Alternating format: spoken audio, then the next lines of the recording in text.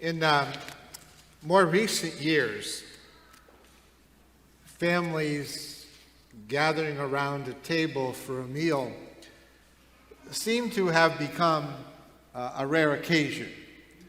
Only happened maybe at holidays or some special occasion. Because everybody seemed to have something to do, and nobody's schedule was ever the same. I always loved the commercial. There was a kid getting on the bus, like a 7 or 8-year-old, and the parents said something to him about doing something. He took out his iPad and said, "Oh, I'm busy that day. 7-year-olds. But then came the pandemic. And maybe one of the things that changed, at least for a while, was that nobody was going anywhere.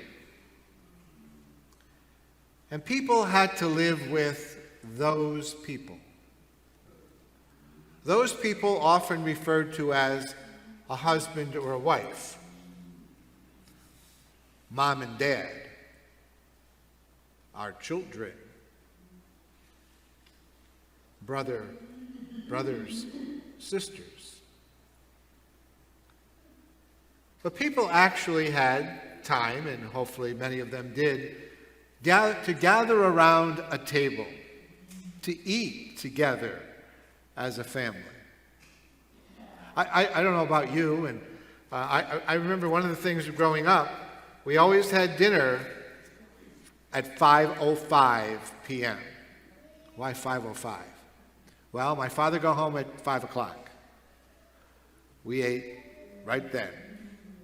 But then, after about a half hour, 45 minutes or so, dinner was over and we could go down, I lived in Waterville, down to Brotherhood Park, 2 blocks away. Play ball, watch a game, do whatever. But the meal was part of it. Every day. Today, we celebrate the feast of the body and blood of Jesus. That also asks of us to gather around the table,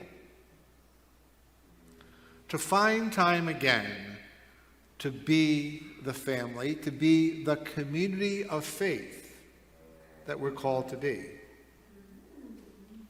be part of that community in person, if possible. But for some, it never will be possible to come around the table. Or for some, maybe in due time.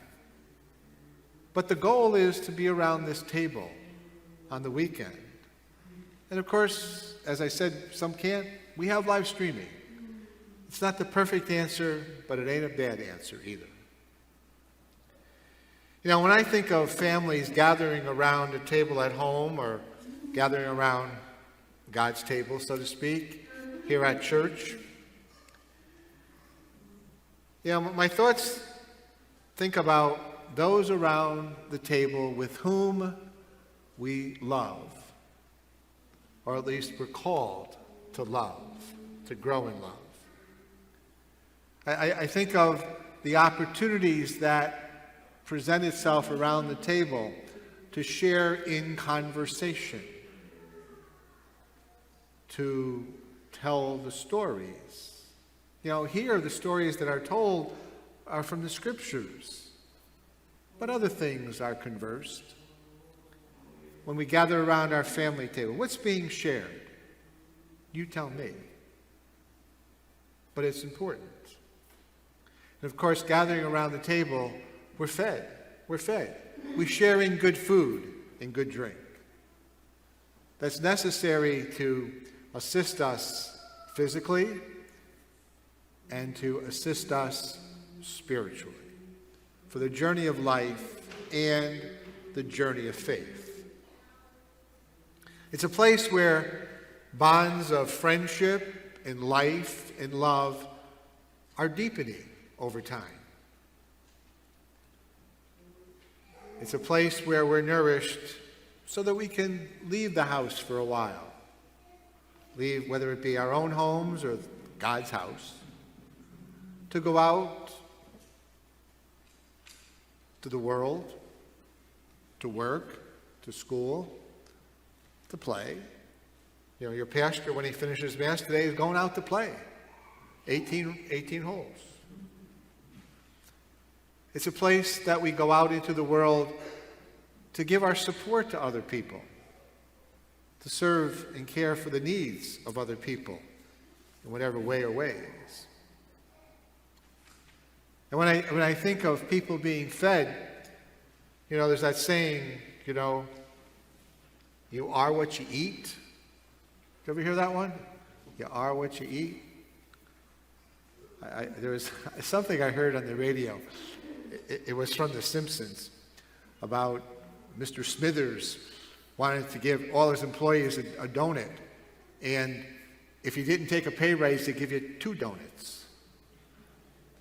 Imagine eating 2 donuts a day. What would you become?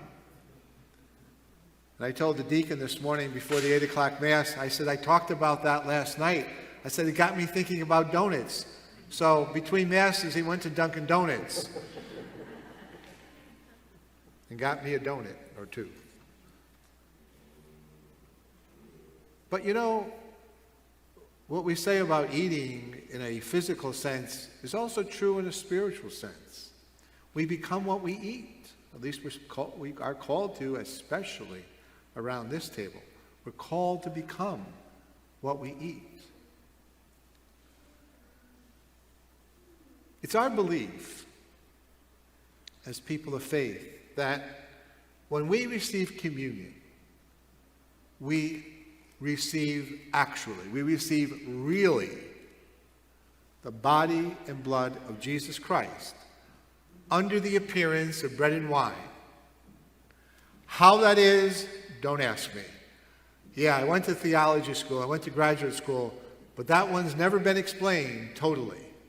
It's our belief that what Jesus said 2,000 years ago is true then and it's true now. As we're reminded every week, as the priest says, this is my body, this is my blood. It is Jesus who says that to us and asks us to receive him. Why? Why? So that we can receive and then bring Jesus to the world. To really, if this is really Jesus at the altar, we are called to really bring Jesus to where we're going after we leave church. Where we're going on Monday and Tuesday and Wednesday and Thursday and Friday, to all those people that we come in contact with. Because, as I've said, I'm sure many a time here at St. Mary's and in other parishes, people, even ourselves, we hunger to know that not only people care, but that God cares. And when we bring what we receive here, the Word and Sacrament, to the world, people come to know that not only you and I and others care, but that Jesus cares, really.